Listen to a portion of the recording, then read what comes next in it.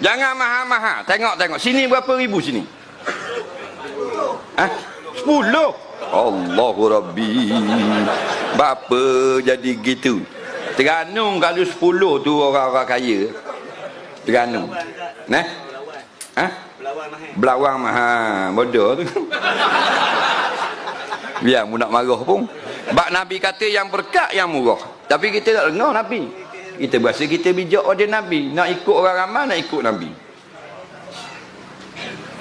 Nabi kata aisarahunna al-mu'ah. Yang paling murah, paling rendah belanjanya. Sebab walaupun rendah belanjanya, mas kahwinnya rendah, nafkah macam biasa setiap bulan. Ingat bila kita kahwin sekali beri je. Dah habis. Nak bulan pula. 2,000 sebulan, 2,000 sebulan, 2,000 sebulan. Nak?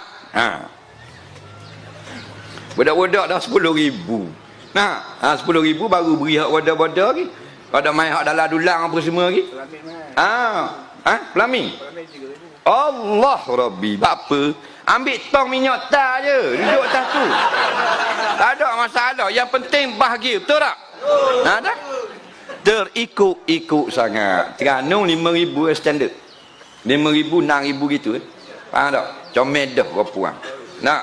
Kalau ngaji pondok 5,000. Faham?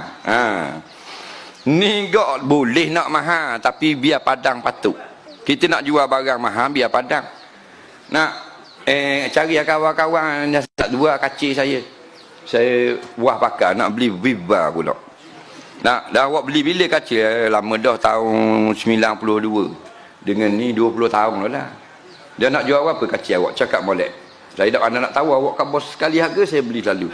Saya nak jual dalam 180,000. Orang kata gila babi ke apa. Tak? Ada pula kacir sekeheng buruk nak jual 180,000. Gitu juga dengan budak-budak puang learning. Kalau nak jual mahal, biar barang patut. Saya nak jual kereta ni nak ambil 300,000, ambil lalu tak payah tahu kereta benda. Kereta Lamborghini. Oh murah. Saya tengok dalam buku-buku motor trader pun semua dalam 400 model awak 400,000. Awak nak jual 200,000, murah Faham tak? Baru padang Lamborghini boh. Side mirror je 15,000. Ring 80,000. Faham tak? Padang patut. Jadi nak letak harga 10,000 ringgit anak biar padang. Guana mau cik mahal sangat 10,000. Hafal Quran deh. Ingat Sahih Muslim. Pandai fiqh. Alfiyah Ibnu Malik apa dalam dada. Pandai belajar mengaji Quran.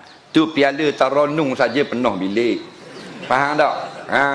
Mengaji belagu pandai.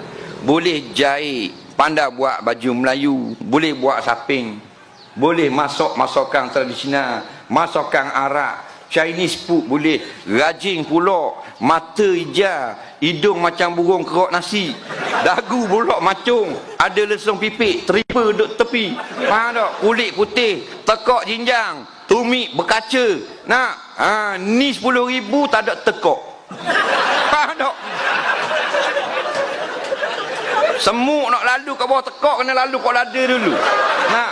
10,000. Ngaji Quran tak pandai macam hasil lekat tulang. Nak? Lepas tu bangun tidur pukul 10. Nak? Cuma ada Naba City. Lah, tak padang harga. Macam kan nak jual kacik, 180,000. Kona pun tak lepas. 2 kali kona masuk rambok lalu. Nak? Biar padang batu. Pelik-pelik ni. Nabi dah nak kata benda lah. Pasal apa?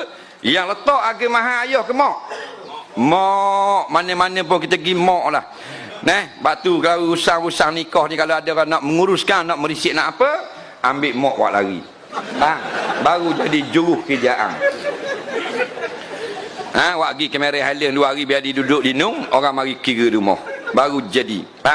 Kalau dia degil ke, kurung dalam gobok mak.